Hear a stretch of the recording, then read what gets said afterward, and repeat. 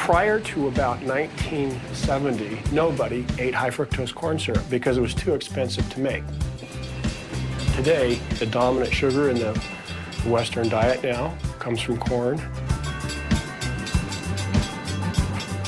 Corn is very cheap, so it's beneficial for people that are making processed foods to sweeten their product with high fructose corn syrup because it costs them less, so they save money. Okay, Mike. Food and beverage manufacturers were looking for a lower-cost sugar substitute. By the late 80s, we had fully taken over half of the sweetening market in the United States. High fructose corn syrup is known to enhance flavors of spices and fruits. It lessens the acidic quality of spaghetti sauces. It provides good browning properties to breads. It's all a part of a complex, innovative system that makes these foods available to us in such a variety of choices for such low prices.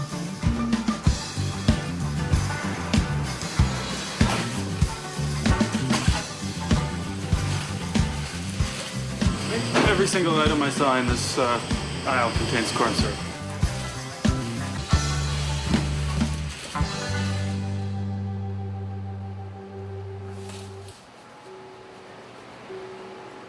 In the last 30 years, America's consumption of table sugar has fallen.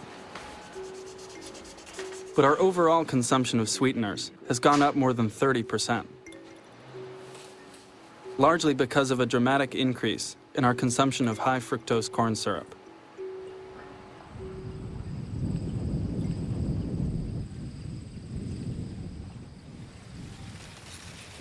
So what's your assessment of the corn crop this year? Oh, it looks terrific in this area. I think you're going to have a big corn crop, yeah. What do you think we're going to yield on our corn here? Oh, I would guess you'd be someplace between 160 and 180. But that's just a guess. I ain't even walked in it, so.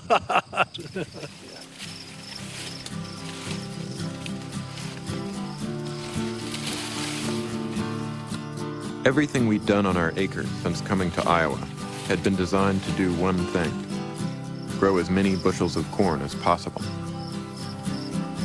What we hadn't realized was that what we were growing was essentially an acre of sugars. We know some things just from the factual analytical standpoint about the corn which is grown in Iowa. It has been selected for high productivity. This means high volume starch production. Well, you never get something for nothing in the world of biophysics, and what you give up in the bargain is nutritional value.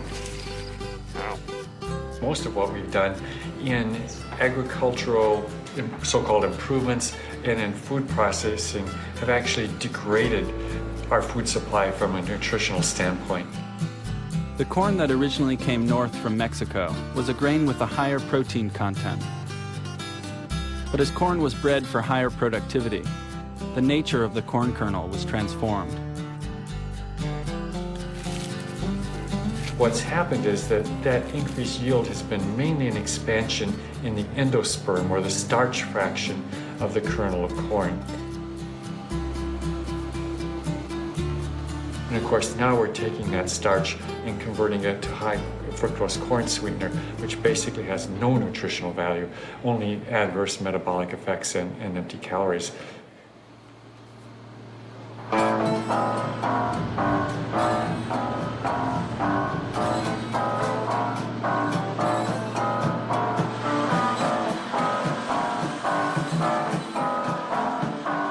For each kernel of our corn turned into high fructose corn syrup, there's a nearly 70% chance it will end up sweetening a beverage, likely headed for a big city far from the Corn Belt.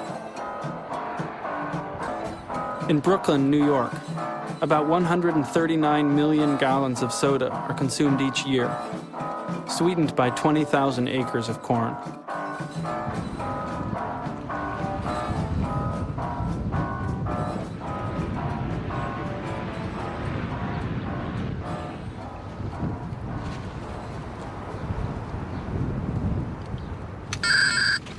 Boruga, ¿cómo está, Boruga? ¿Está lento la cosa o qué?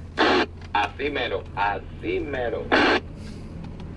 Yeah, right now we are at Fifth Avenue Park Slope, Brooklyn, New York. And you grew up here? Grew up right in this neighborhood. Was born in Methodist Hospital.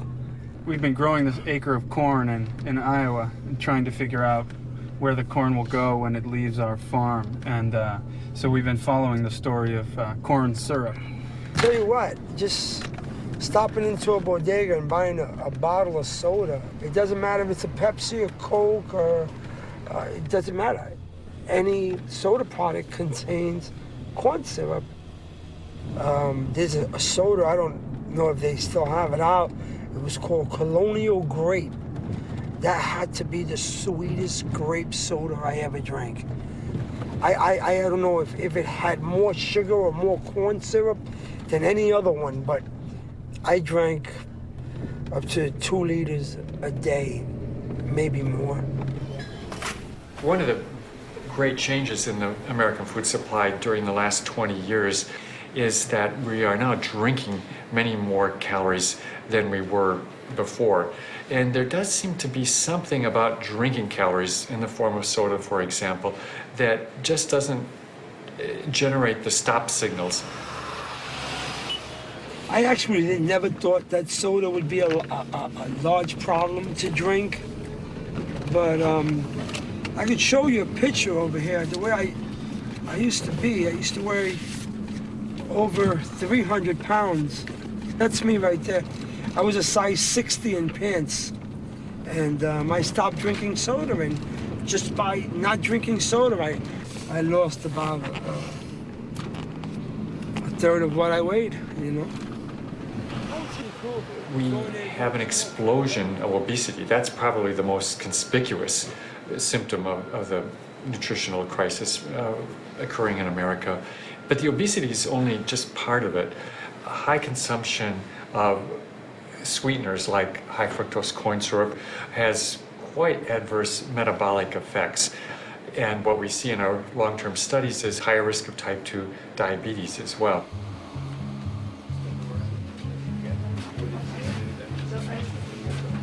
Hello. Hi. Curt Ellis. Farida Khan. Nice to meet you. Cheney and Curt. Diabetes essentially means that your blood sugar level in the blood is higher than what your pancreas can control and keep in the normal range. 1 in 8 New Yorkers have diabetes, which either is diagnosed or they don't know if they have diabetes and they remain undiagnosed. Like, it's not like any other disease that we have where we just give prescriptions and that's the end of it, because it's not something that goes away. Diabetes is a disease and obesity is a disease which is strongly linked to the environmental factor of food and exercise. What is the cheaper food for people? Okay, I think cost has a lot to do what people buy. The cheaper food is really not a healthy food. And the main thing is sodas. Soda is liquid candy. And people think they're quenching their thirst drinking a glass of soda, but there you have a big, amount of sugar that you're drinking. In a recent analysis, we found that drinking 1 soda per day on average almost doubled the risk of type 2 diabetes compared to only occasionally having a soda beverage or not at all.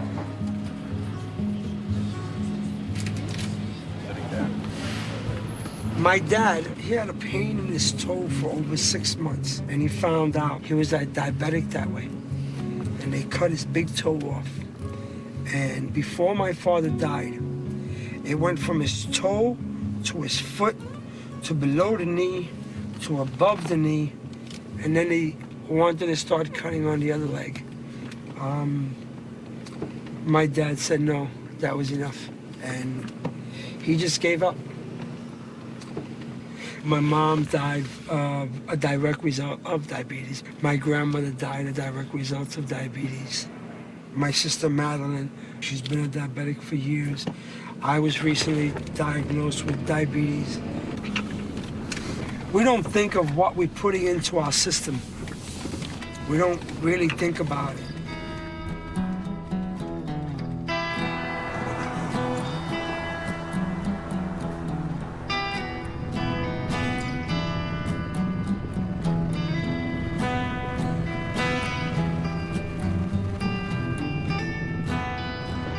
By the end of September, we'd been corn farmers for almost 9 months.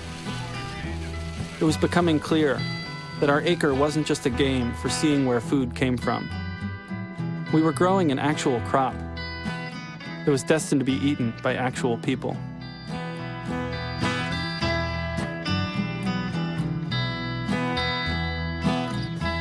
If you take that meal, you take that McDonald's meal, you don't realize it when you eat it, but you're eating corn. Beef has been corn-fed. Soda is corn. It's all high fructose corn syrup. That's the main ingredient. Even the French fries, which are, half the calories in the French fries come from the fat that they're fried in, and that fat is liable to be corn oil or soy oil. And so when you're at that McDonald's, you're eating Iowa food. Everything on your plate is corn.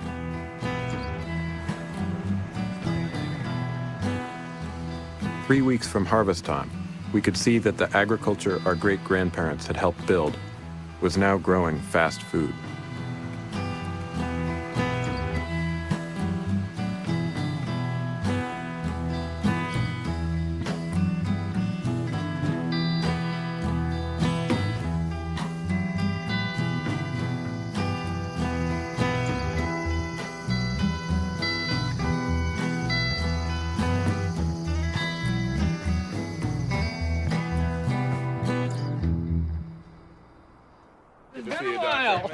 How you doing? Good, thanks. Come on in.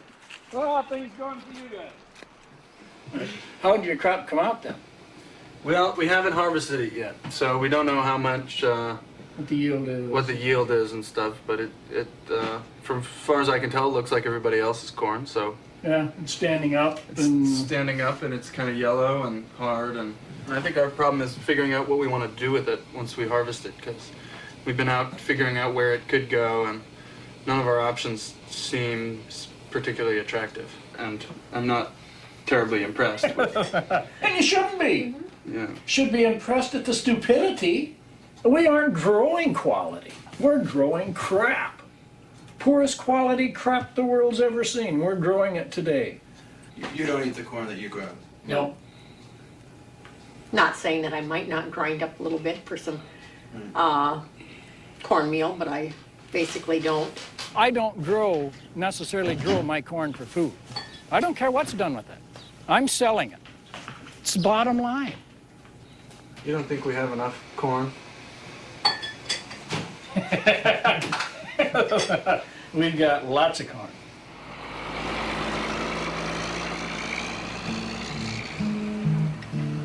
Two weeks before harvest, the price for a bushel of corn at the elevator was $1.65. We had spent $142 to rent the acre, and with $133.24 for seed and chemicals, and $74.68 to rent and run the equipment, our total costs added up to $349.92. But even if we got a huge yield, like 200 bushels, we would only get paid $330 from the elevator, a loss of $19.92.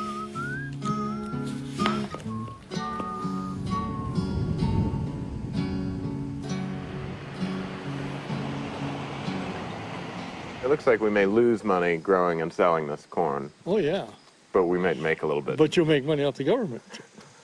And that's what it's all about. Well, see, you probably only had half of your initial payment. You get that, then you'll get a countercyclical payment, and now you're going to get a loan deficiency payment. It's the government payments that are keeping the guys going, and it ain't the value of the crops. How much money do you think comes into green every year from the federal government? Oh, it's by far the largest industry in green, by far. But if it wasn't for that, you wouldn't see the crops planted out here neither. You wouldn't be raising 11 billion bushels of corn. Our $19.92 loss was going to be offset by a $28 direct payment from the government and several other subsidy payments that we hadn't even known about. We happen to have a kind of subsidy system, and we haven't always had it, only for the last 30 years or so, that rewards the overproduction of cheap corn. Corn is the crop we've spent the most money on over the past 10 years. And so we've got mountains of grain all over the Midwest because the subsidy programs keep the production going full blast.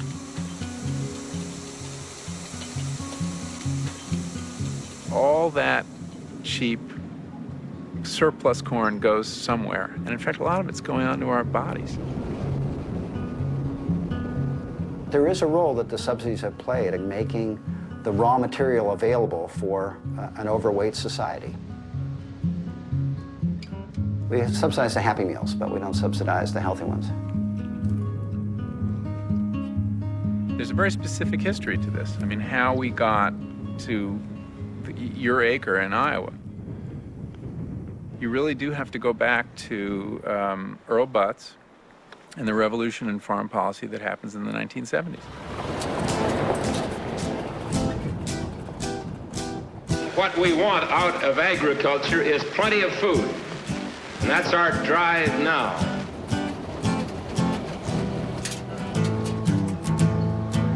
This year, 1973, we're going to see the most massive increase in production of farm products ever in the history of this country. And next year, we're going for a still further increase on top of that as we pull all stops.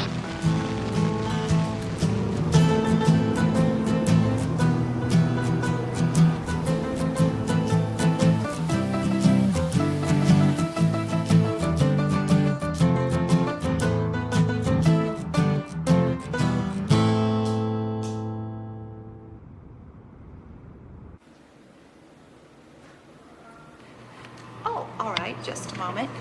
Is he expecting you? He's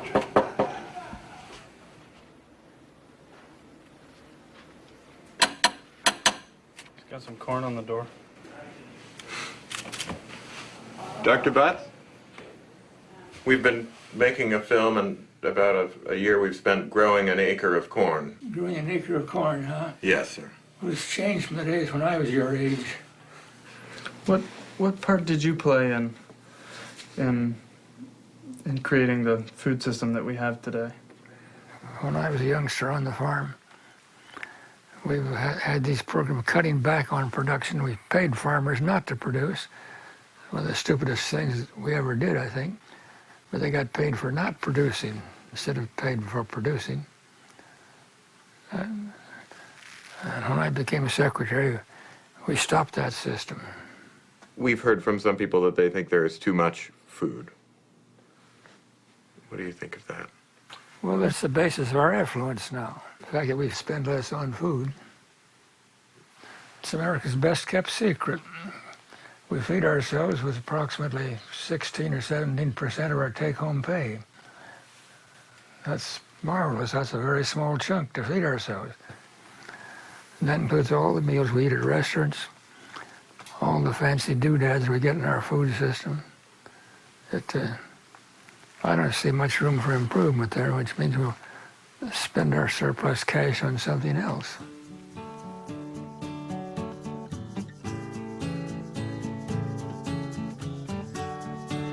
In our great-grandparents' day, families spent twice as much of their income on food, which didn't leave a lot of money or time for other things.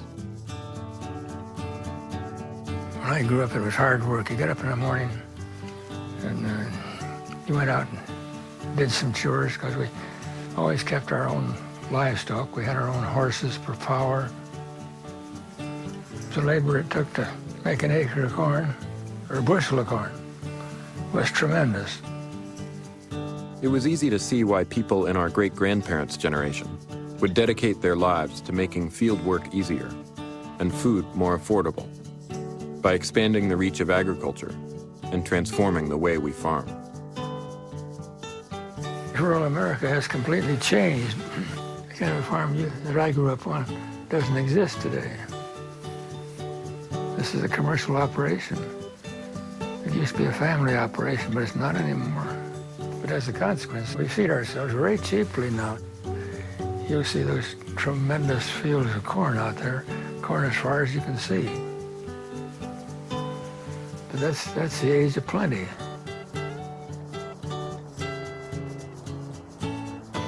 It was Earl Butts's farm program that made our great-grandparents' dream of plenty a reality.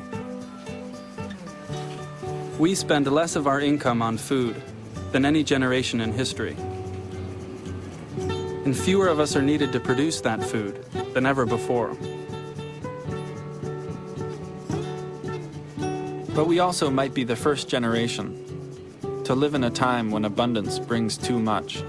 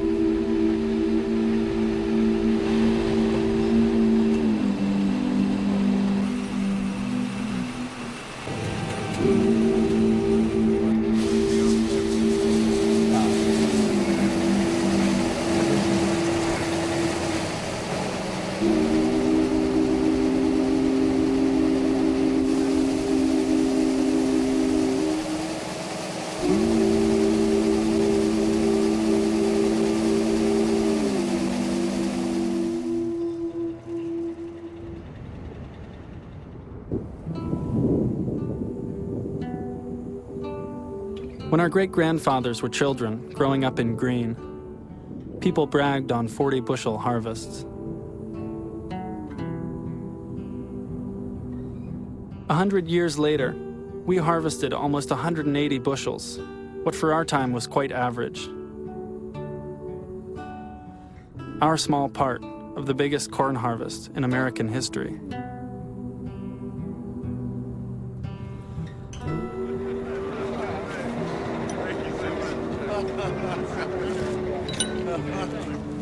Well, here, first to the farmer here, and then the farmer number 2.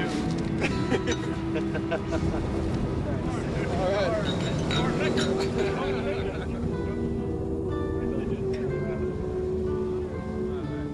And I farmed all my life, practically. Personally, I don't like the looks of where we're headed, but maybe some people say there's no stopping it. I think we're going to look at industrialized agriculture. That's really what we're looking at now. You know, larger and larger operations all the time. Well, it's a cheap food policy, let's face it.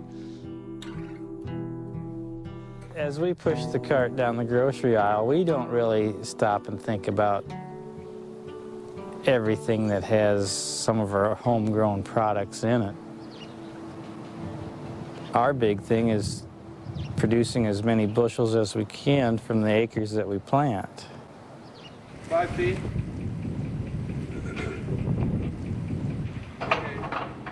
Okay.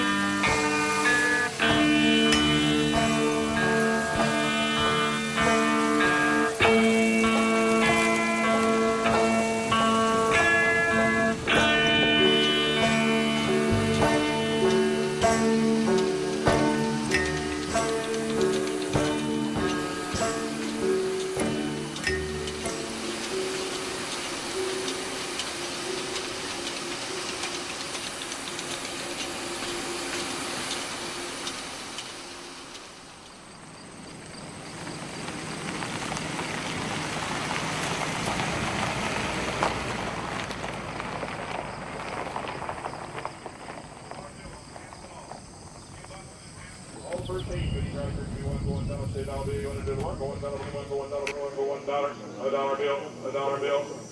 to use that for $1. I sold it to you. Here, give me 2.5 for it all. 2.5, I'm going to 2.5. Well, it's kind of an end of another farm family in the community. Pyatt family's been here in this community for 5-6 generations, and it's just another end of another generation.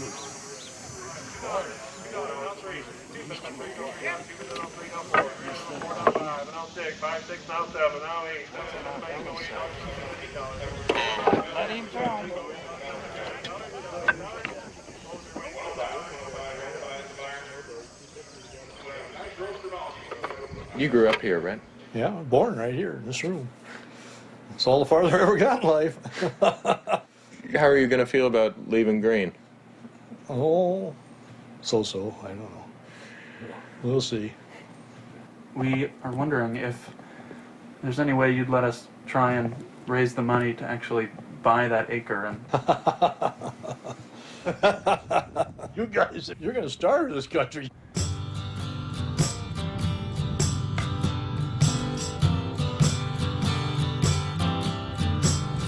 See the farmer on the other side of town. He's always working till the sun goes down. Up every morning, right on 5, wanting green seeds to come alive. But he don't wear no farm clothes. He's always using a rake and hoe. But his seeds are starting to grow like a big stalk through the sky. He used to live in an apartment city with thick and priestly windows built right in it. But he's moved to a little tiny town. Wanna be a farmer all year round. And on a country road where you can't see a thing, he's got 5 acres filled with little green things. He said he's working so hard all night and day.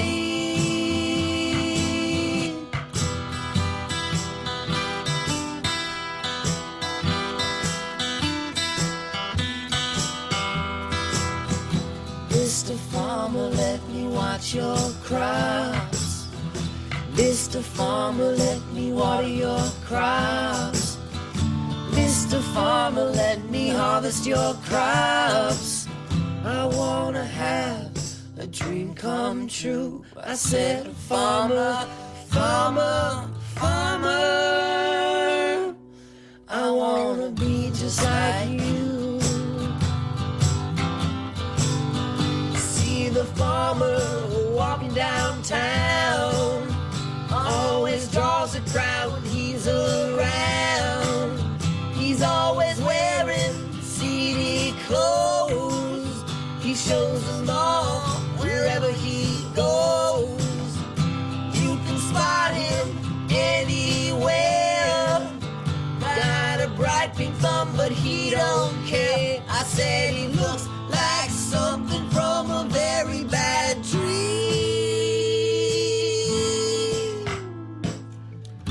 Mr. Farmer, let me watch your crops. Mr. Farmer, let me water your crops. Mr. Farmer, let me harvest your crops. Mr. Farmer, let me save your crops. I said, a farmer.